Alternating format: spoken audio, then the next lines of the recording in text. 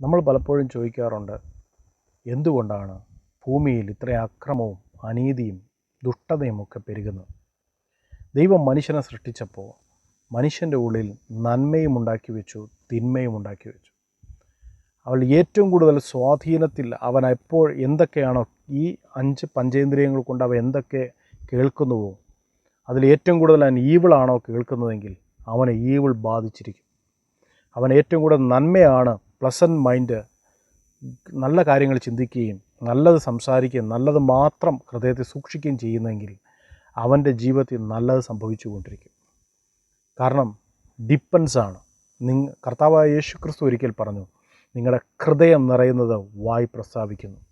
ഇപ്പോൾ വായ് മാത്രമല്ല, ശരീരം പ്രവർത്തിക്കുന്നത് പോലും അതുകൊണ്ടാണ്. നിങ്ങൾ നല്ലത് കേൾക്കുക, നല്ലത് ചിന്തിക്കുക, നല്ല ഹാപ്പി ആയിട്ടിരിക്കുക, നിങ്ങളുടെ ജീവിതത്തിനകത്തുള്ള തിന്മകളെ എടുത്ത് ദൂരെ എറിയുക, നിങ്ങളുടെ ജീവിതത്തിലെ നന്മകളെ നെഞ്ചോട് ചേർത്ത് പിടിക്കുക. കാരണം നന്മയുടെ ഉടമസ്ഥൻ നിങ്ങളുടെ കൂടെയുണ്ട്.